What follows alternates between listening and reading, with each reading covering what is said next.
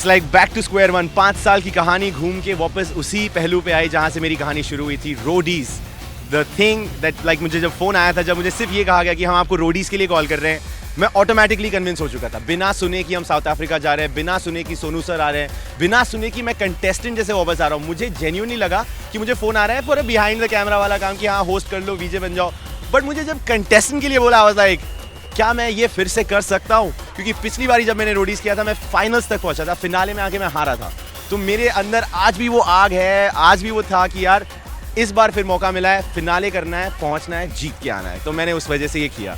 Overall it was a completely different experience from what Roadies जो पिछले 17 साल से बना आ रहा है, वैसा कुछ नहीं था। जो लोगों ने देख रखा है उसको भुला दो, उसको याद रखो फॉर गुड मेमोरीज। बट इस साल जो होने वाला है, यहाँ से गेम चेंज होने वाली है। रोडीज का एक नया पहलू शुरू हुआ है with Sonu sir, with all of us. I am glad कि एक हिस्टोरिक रोडीज सीजन का हिस्सा बनने का मौका मिला, जिसमें पहली बार एक्स रोडीज को भी बुलाया गया, नए रोडीज को भी बुलाया गया और एक सोनू सूद जैसी हस्ती को बुलाया गया। तो माइंड ब्लोइंग, आप सोच ही सकते हैं कितना मैड सीन होने वाला है। हम जैसे रोडीज को इकट्ठा करके एक शो बनाना है बहुत मुश्किल बात है। मैं दूसरों के बारे में तो नहीं, खुद के बारे में ये कह सकता हूँ, क्योंकि मैं एक बहुत ही डिफिकल्ट इंसान हूँ। तो मुझे पता है कि बार बार ऐसे मौक़ों पे जहाँ पे हमें डिफिकल्ट सिचुएशंस में डाला गया, मैंने रिएक्ट किया। बट वहाँ पे सोनू सर ने अपना बड़प्पन दिखाया and the way he manage the whole situation, पूरी टीम, पूरा यूनिट, 170 से 200 लोगों को साथ लेके चलना, all that, I mean it was mind blowing to see the way he did what he did. तो उनसे यही सीखा है कि सब्र करो, पेशेंस रखो और अपना सर नीचे करके बस अपना काम करते जाओ। गुस्सा दिखा नहीं है और देखना भी नहीं चाहेंगे, क्योंकि छेदी सिंह है भाई, छेद इतने करेंगे कि पता ही नहीं होगा क्या कर रहा है। क्योंकि रोडीज एक ऐसा शो है जिसको अगर आप रोडीज कहो तो रणविजय फर्स्ट थिंग आपके दिमाग में आ ही जाता है। सो बिकॉज रणविजय और रोडीज एक सेम थिंग है हमारे लिए। I am glad and I am so happy about the fact कि मेरे को एक मौका मिला रणविजय सर के साथ भी रोडीज करने का और फिर एक बार रोडीज करने का with a person like Sonu Sood. तो मैं और कुछ एक्स रोडीज जिनको ये मौका मिला, आई एम सो ग्लैड कि हमें ये मौका मिला। बट अगेन सोनू सर के साथ experience was completely amazing.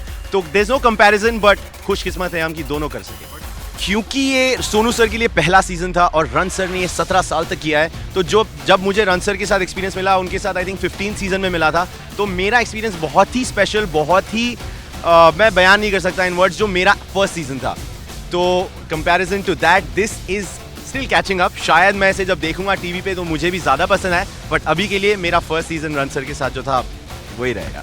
Yes actually offer किया गया था। मैं जब शो शूट कर रहा था साउथ अफ्रीका में, मुझे मेरे फैमिली ने एक हमारे कंटेस्टेंट मैनेजर को लिंक्स भेजे, आर्टिकल्स भेजे, जहाँ पे लिखा है बसीर अली अरेस्टेड।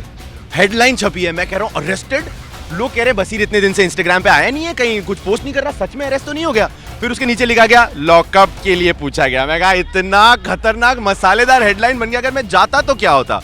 तो आई थिंक लॉकअप, जब मुझे फ़ोन आया था I was incline to do it, but मैं डर रहा था क्योंकि मुझे पता नहीं है कि इस शो पे होता क्या है, कैसे चलता है, इसका कॉन्डक्ट कैसा है। तो मैंने एक स्टेप बैक लिया, मैं कहा रोडीज पहले कर रखा है, करके आते हैं, देखते हैं लॉकअप समझ आए तो फिर कर लेंगे।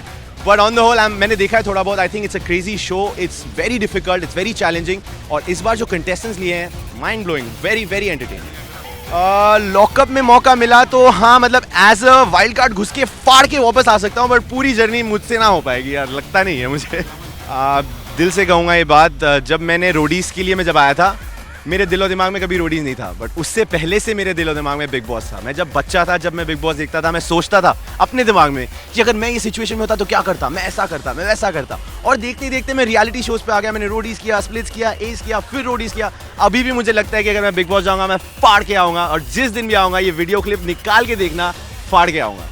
आपने सिद्धार्थ शुक्ला को देखा था ना, पार्ट 2 दिखाऊँगा मैं, याद रखना। Thank you so much.